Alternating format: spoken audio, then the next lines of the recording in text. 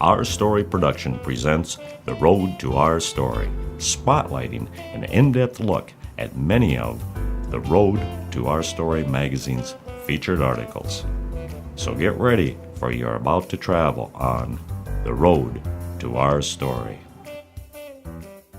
Welcome to what is our third edition of a special The Road to Our Story, the magazine. If you'll remember, our first edition was with Jeff Rouse, the executive producer. Scott Evans was number 2, business development. And now we have Brian Peterson in, editor, chief. What exactly do you call yourself? What do you do for this magazine? Al, first I got to tell you, it is such a pleasure to be with a big star like you on this show. Oh, and thank you. They call me the Why Me managing editor of this magazine. I do lots of things for Our Story, but this is one of the primary things that I do, and it's a lot of fun, folks. Well, just so folks kind of get a little background on you first. You come from Hawaii. Well, long story short, I'm actually a Minnesotan farm boy. Okay. And our incredible executive producer, Jeff Rouse, took over a show, as I remember it, Yeah, 4 or 5 from the years ago, old yes. days that was broadcast exclusively in Fairmont, Minnesota, called Focus on Fairmont, which right. you were involved with. Jeff took that over, and we became Our Story Productions.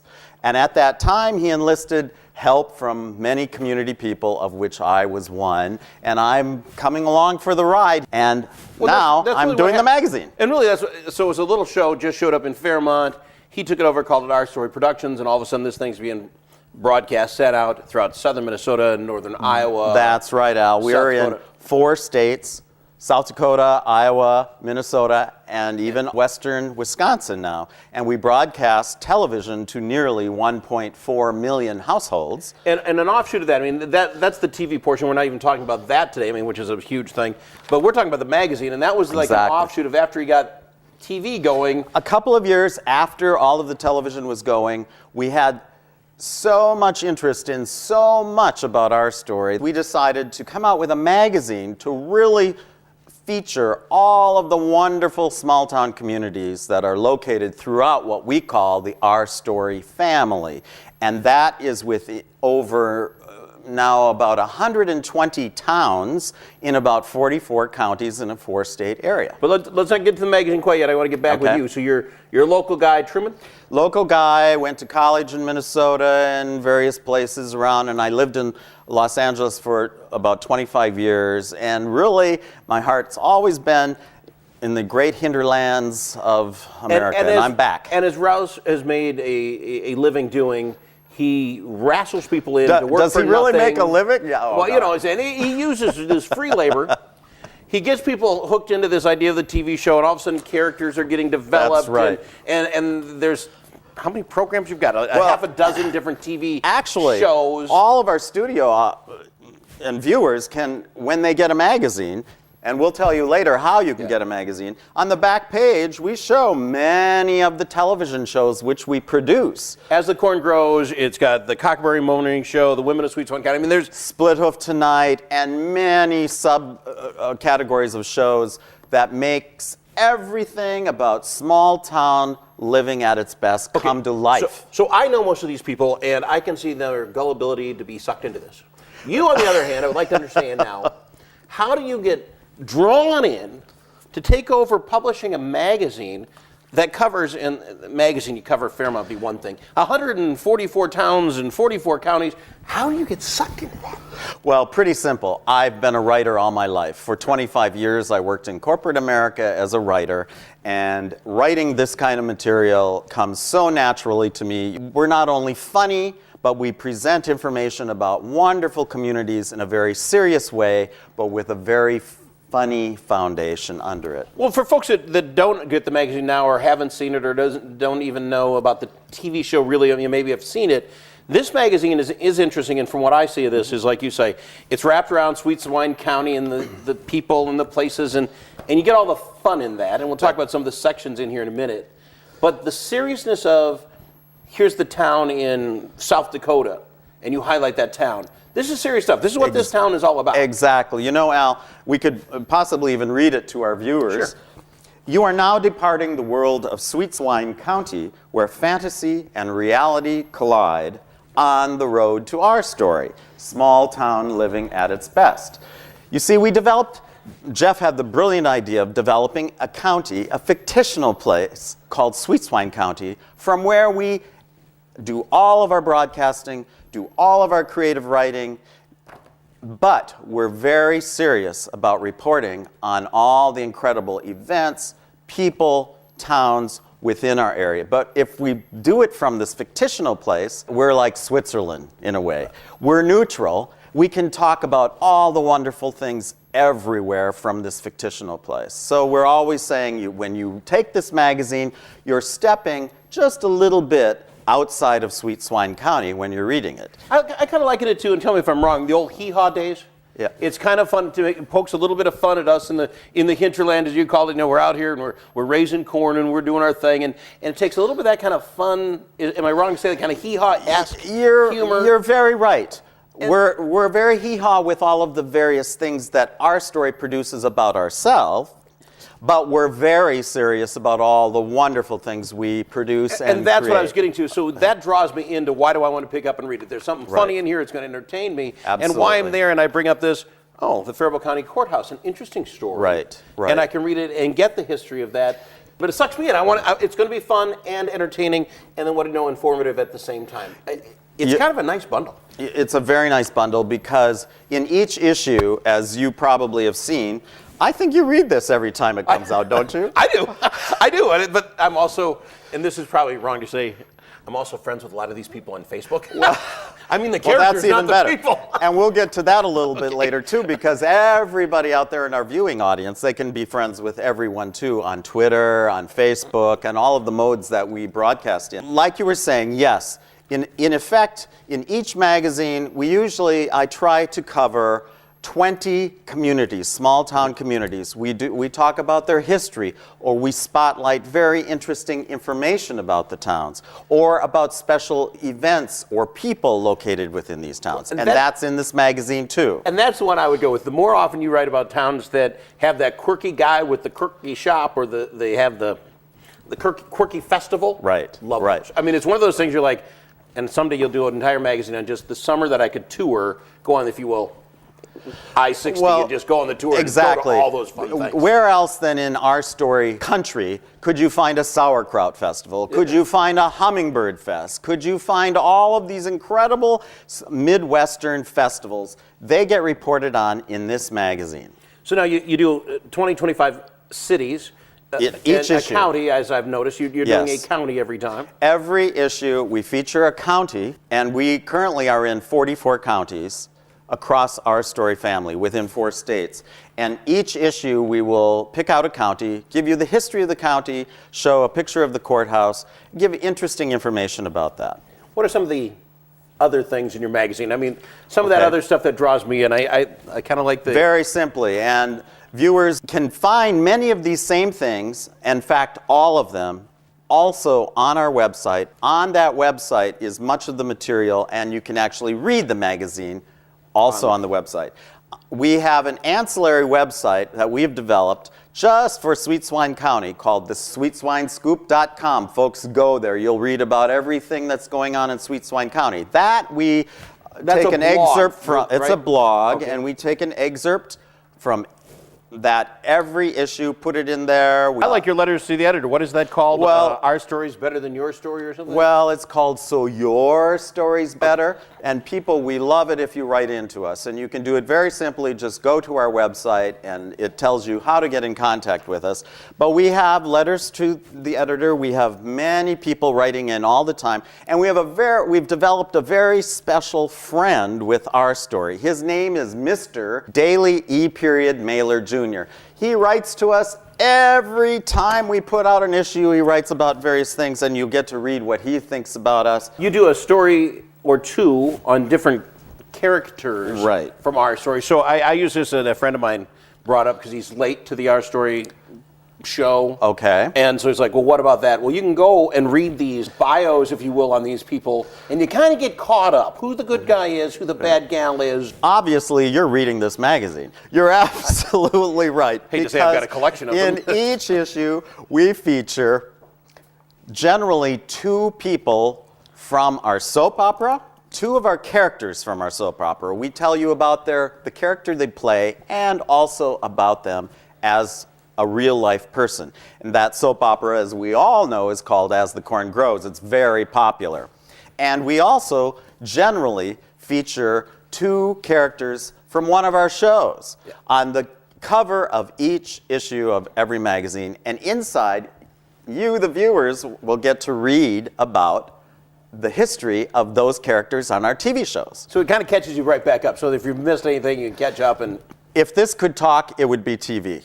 It's everything we do on TV is also right here. And then you have, I presume, because again, I'm not going to count them live, but I'm thinking you've got about 16 different shows, so different segments that you do. Right, many. You highlight those as we go, magazine by magazine? Every magazine on the back cover, viewers can see many of the different shows we produce on television.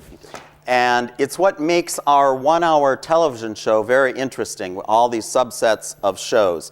We are able to cover real live information about real life in the Midwest in a humorous way because of the way our executive producer, Jeff Rouse, has created these television shows.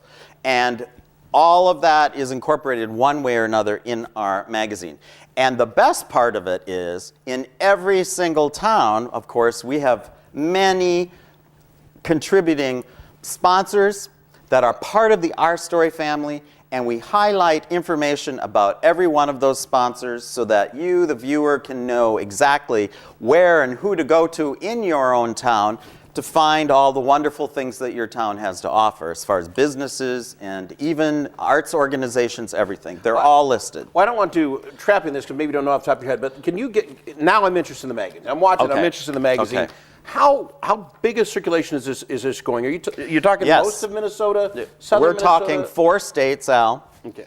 This magazine gets sent immediately upon publication to all of the towns, to all of the sponsors, to all kinds of venues, to chambers of commerce, to doctors' offices. It is literally now going into every single library in the Our Story family of participating communities and beyond, including those of you who watch us in downtown Minneapolis. You can go right there on Nicollet Avenue to the downtown library and you'll find our magazine. South, I guess what I'm interested in, Iroquois, South Dakota has yet to be actually highlighted in the magazine. And I'm wondering if we just overlooked Iroquois or were those 340 people missed on the mailing label? How do they get involved and say, get it to Iroquois? They give us a ring and say, hey, we've seen this magazine. What can we do to be involved? And you better believe it.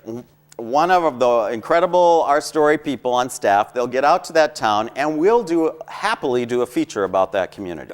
We love to cover information in communities. All they need to do is contact us, and we'll get right out to them. I presume there's a waiting list with 144 communities you're in, and 25 get in a magazine. Obviously, it's not call me and I get in the next magazine. There's such a waiting list. Look at how I'm shaking. Do you know how much work I have to do? We have an upcoming issue soon to be released. Which may include Iroquois, South Dakota. Well, which may actually get out to Iroquois. Other ways people can get involved. You got a blog, again, SweetSwineScoop. .com. Okay. Facebook, which, excuse me, very easy. You get on, you friend anybody from Sweet Swine, and all of a sudden you get a lot of people wanting to friend you on that. We currently have about 1,300 friends on Twitter. You and I are both of an age. This computer stuff came a little bit later in our lives. I'm still getting used to, all of this. Being tweeted and all that. And yeah. I don't know what the word is. It is called being tweeted. I have no idea. It's never happened to me. If I tweet you, that's... Just tweet me right. Right. Wow. Well, sorry. That was really bad. Well, it was just only a month ago, it was Halloween. And then I would say, what am I supposed to do? Twitter tweet? Yeah, Twitter tweet. Yeah, well, all right. I can be as funny as you, Al. Oh, that's not hard. Tell people, get your magazine, get involved. If you're a business in a town that'd like to get involved, give us a call. We'll get out there and we'll make this thing happen. If there's anything anybody wants to know, very easy. Always contact us right on our website, www.ourstorymn.com. We'll get right back to you, I promise. From Brian Peterson, for all the folks from Our Story, I say thank you for watching. We'll catch you again next time, right here. There you have it, folks. One of the favorite stories ripped from the pages of The Road to Our Story magazine. Let's have a look at another.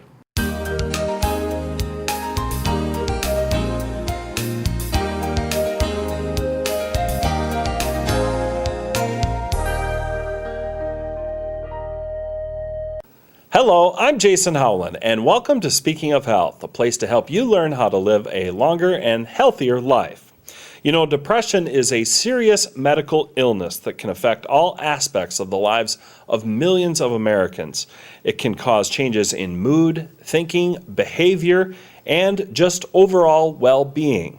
Here to tell us more about today's topic of depression is Crystal Reinhardt. She is a certified mental health nurse practitioner from Mayo Clinic Health System. Crystal, thanks for joining us today on Speaking of Health. Thank you for having me here, Jason. Well, today we are talking about depression. How common is depression? It would probably surprise a lot of people. Depression is very common. It's one of the most common things that we see people in mental health for. In fact, we call it the common cold of mental health. It's estimated that 19 million Americans suffer from depression. 25% of women and 15% of men will experience depression sometime in their life. It's the leading cause of disability in the United States, and it affects the way a person feels, behaves, and acts. Well, you know, no one is 100% happy all of the time. Everyone gets sad or depressed at times in their life. But when is the sadness a sign of major depression? Well, for some people, depression symptoms are severe and very obvious. For others, they may feel miserable or know that something's not quite right, but don't know how to pinpoint it. It affects people in different ways, but there are some common symptoms that we frequently see. Those are a continuous feeling of sadness or irritability, finding no pleasure in things that they used to find enjoyable, sleeping problems, either sleeping too much or not having the ability to sleep at all. Sometimes people feel very tired all through the day, even though they sleep up to 20 hours a day. They often have no energy to complete the tasks that they need to get done in a typical day. Some people find that they eat a lot, while other people have no appetite whatsoever. Feelings of worthlessness or guilt are very common. Also, depression is often accompanied by feelings of anxiety. People often find that they have trouble concentrating, and especially find that they're very forgetful, forgetting doctor's appointments, forgetting to get the kids, all sorts of problems with memory. Crying spells are fairly common, as well as a loss of interest in sexual activity, and some people have recurrent suicidal thinking or thoughts of death. And when it gets to that point where it's thoughts of death, suicidal thinking, it's pretty serious. Yes, if it's more than just a passing suicidal thought that maybe you'd be better off dead, if you're actually experiencing, finding that you're thinking about suicide throughout the day and are thinking of a plan to end your life, then it is an emergency and you should seek immediate help. All of these symptoms, and there are a lot of them for depression, do they vary by gender? Do men depression symptoms, do they differ from women depression symptoms? The symptoms of men do sometimes vary than what we typically see in women. In men, we're much more likely to see irritability, and men often turn to alcohol and drugs more so than women do. This is a common thing that we see, that maybe men think that if they drink, it will make them feel better. Also, they're used to trying to solve problems on their own, and so they turn to alcohol or drugs to find a relief of their depression. However, that just seems to make things worse in the long run. Also, I think men, because they want to solve things on their own, they're less likely to seek outside help. How about kids? Do you often see depression with children, teenagers? It is a little different when we see teenagers or kids with depression. A lot of times kids don't recognize that what they're feeling is symptoms of depression, and they just know that they don't feel happy. So they have a lot more acting out behavior. Also, you might find that they're more isolative. If they used to spend time with the family watching TV, you might find that they're in their room the majority of the time when they're at home. Also, you might see a change in their regular activity. If they used to enjoy hanging around with their friends or being involved in sports, they might show that they have no interest in that. So what causes depression? Does it have to be something major stressful happening in your life that causes you to be depressed, or is it something else? It's not necessarily a major event, although some major events may be a trigger for depression. Some common things that we see are after the loss of a loved one, somebody is experiencing unemployment, if they have had a baby, or if they suffered abuse. That is often a trigger for depression. We do know that depression alters the chemical functioning in the brain. There's 3 main chemicals involved in depression in the brain, and those are serotonin, norepinephrine, and dopamine. And people with depression have an imbalance of those chemicals. So it is actually a medical component. There is a reason people are feeling that way. Also, depression is more common in women. As I said, 25% of women and only 15% of men have depression in their life. And we think that reason that there is an increase in women, one of the reasons is that there's a hormonal imbalance that occurs like with pregnancy and after pregnancy, or the monthly cycle that women experience, as well as when women are going through menopause. Those can all trigger to depressive symptoms.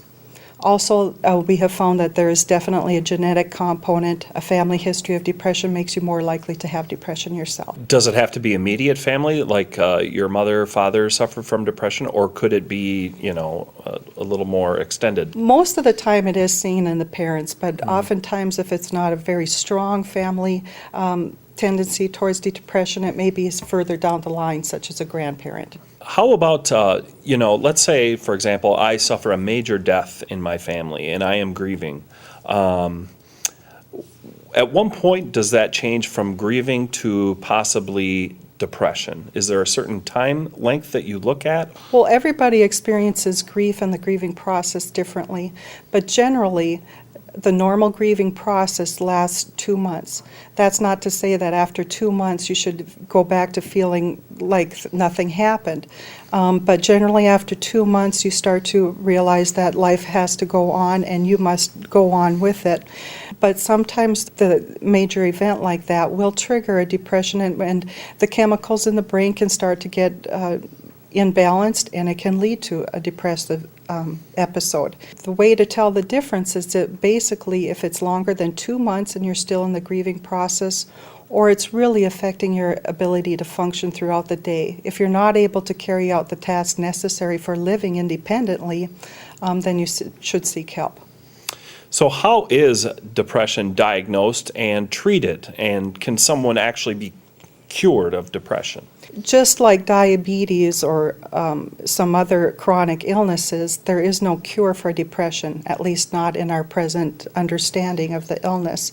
But it is very amenable to treatment, and we have many options for treatment available to us now that even within the past 10 years, our options have grown tremendously. The first step in getting help is to actually ask for help. And you should talk to either your doctor or a primary care provider, a friend that maybe has experienced the same symptoms, or a member of the clergy.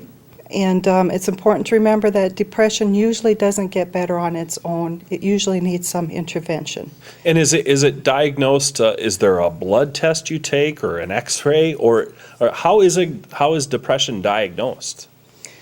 Actually, at this point, we don't have the ability to have a test that will say, yes, you have depression, or no, you don't. It involves seeking care from a mental health care provider and going through what your symptoms are, how long it's been present, what you have found helpful, and what has not been helpful for you. So treatment, what is there available for treatment? Is there hope for people with depression? Their treatment is very effective for depression. The scientific evidence right now says that a combination of psychotherapy as well as medication is the best treatment for depression. And when you say psychotherapy, that's counseling. A lot of Yes. people would know that as counseling, right? Yes, it is. And medications, what kind of medications are there out there, and are they getting better as we move forward in the future?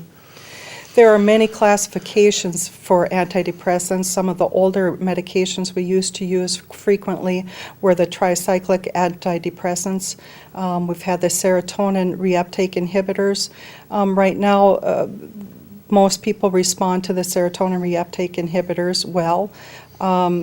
There has been new medications on the market just within the past 5 years that have shown real difference, made real difference in people's lives. So I've been feeling very depressed for several months, and I come to Mayo Clinic Health System for my first appointment in the behavioral health department. What should I expect? At the Mayo Clinic Health System in Fairmont, we have a team of mental health care providers. We have Mark Anderson and Brian Coranda, who are psychologists, as well as Annette Bremer, who is a licensed therapist that provides psychotherapy. In psychotherapy, it's a way of seeing how your thoughts and behaviors can affect your feelings and what impact they have on your life. Through that process, the goal is to establish healthier ways of living, taking into consideration how your thoughts and feelings affect the way you behave. Also on our team, we have Anita Handevet and myself, and we are nurse practitioners, and we handle the medication management for depression. When you see Anita or myself, it's not much different than going to any other healthcare provider. We start with an assessment process, look at what symptoms you're having, and then try to tailor an approach to treatment that targets those symptoms with regular follow-up. So it sounds like there definitely is a lot of hope for people out there that are suffering from depression, and a lot of those people probably feel like they have no hope. Depression is very treatable. Many people suffer for a long time needlessly because the help is available. The medications and psychotherapy can make a real difference. The first step into getting help is to actually ask for it. So it's good to either ask your doctor, find a professional person that can help you with these problems. Stick with your treatment plan and talk to your provider about any problems you might have with that plan so they can tailor it to fit your needs. Educate yourself about depression and what you can do to treat that yourself. Pay attention to your warning signs and notify someone if you notice increase in your symptoms. Avoid alcohol and drugs, and try to be active. We know that exercise actually releases those chemicals that make us feel good. You know, and when we were talking earlier about men and depression and the stigma of the illness that there is out there, do you think that that maybe hinders some people from coming in when it really shouldn't at all, because this is a medical condition, just like diabetes, like you said? It is, and I think, you know, with education and public awareness, that stigma is diminishing. And I think that when you come to see us, you will see that we are just like your other providers. We're specialized in mental health, and we're treated as a condition that is treatable and benefits from the services we have available. So, Crystal, are there things that people can do besides obviously getting professional help from someone like you? But are there things that people can do for themselves to help them deal with depression? Well, yes, there are. There's things that people with depression, as well as people that don't suffer from depression, can benefit from, and those are to exercise regularly. Recommendations are at least 5 days a week for 30 minutes. Like I said, those exercise releases our natural feel-good chemicals. Also, a balanced diet is important. What's healthy for the body is healthy for the mind. Allow time for yourself. We get caught up in our requirements of the day and what our expectations are, and we forget that we need to give ourselves some time. We are important. Find ways to find de-stressing time for yourself, even if it's 15 minutes a day. And try to lead a balanced life. If you think that work is important and family is important, you need to be just as important as well. There needs to be balance in life. Well, unfortunately, that's all the time we have here today. I'd like to thank our guest today, Crystal Reinhardt, certified mental health nurse practitioner from Mayo Clinic Health System. Thank you for joining us. Thank you, Jason. And to make an appointment with one of Mayo Clinic Health System's behavioral health specialists in Fairmont, you can call 507-238-8598. Thank you for joining us today on Speaking of Health. Have a great day and be healthy.